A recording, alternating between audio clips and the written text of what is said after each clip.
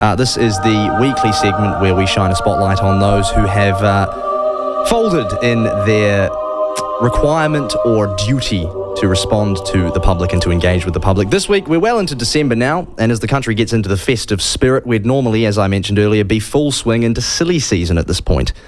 Media should be doing stories about water safety and how to stop your dog from overheating by this stage in the year. But instead, perhaps due to an unusually eventful yet ludicrously sensationalised first 2 weeks of government for the new coalition, we've had at least two barely sworn-in ministers face calls for resignation, a declaration of war against the Fourth Estate by the Deputy Prime Minister, and allegations of the most potent racism in 100 years levied against the government for changing the name of a transport agency. That's all the introduction you need, really. So getting into it, first on the list this week is the unions.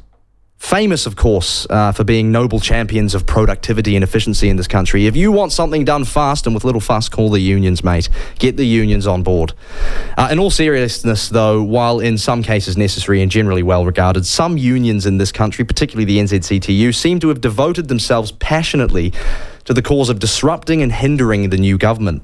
Having previously ran attack ads against the now Prime Minister during the election, the CEO of the NZCTU, Richard Wagstaff, oozing mastery in the art of statesmanship, has adapted to the new political reality by issuing an angry press release every time the new Workplace Relations Minister so much as crosses a road and calling her a vampire on the telly.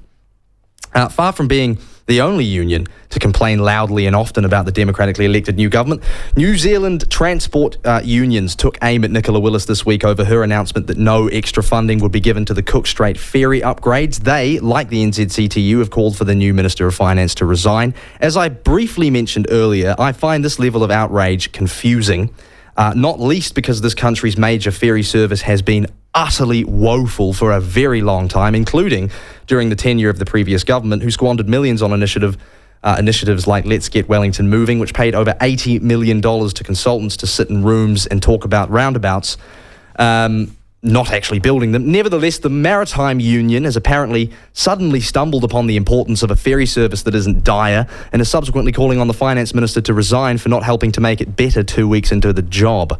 Go figure.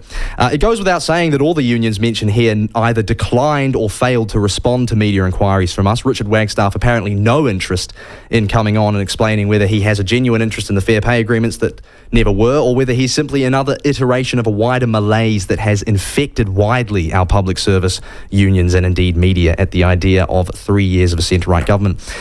Next on the list this morning is Auckland Museum. Now, I was surprised to have even considered them for the list the first time I put them on, which was for lighting their museum up in Israeli colours and then immediately bricking it and apologising to everyone.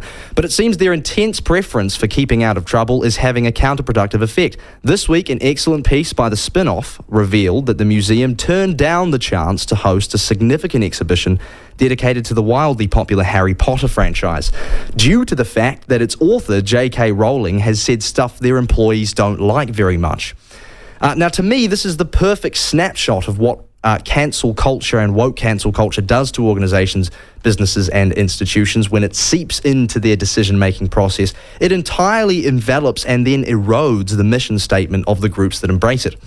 The Auckland Museum, funded of course by Auckland ratepayers, exists to provide education and entertainment that tax-paying Aucklanders want to see. According to the piece written in The Spin-Off, the museum had put the idea of hosting the exhibition to the Auckland public and received an overwhelmingly positive response, with only 2 people out of a sample of 500 expressing concerns about the views of Harry Potter's creator J.K. Rowling.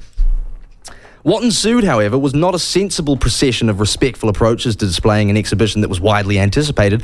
What actually ensued was a long, passive-aggressive festival of bureaucracy, complete with precious emails from woke museum employees trying to cancel a fun little exhibition that would have provided no end of joy for children during the holidays because they're afraid, and this was confirmed by the Spin-Off's request for correspondence under the OIA, of losing their rainbow tick. Now, the rainbow tick, of course, one of the most clever grifts in this country, where a private company charges other businesses money to be approved by them as being rainbow friendly, whatever that means.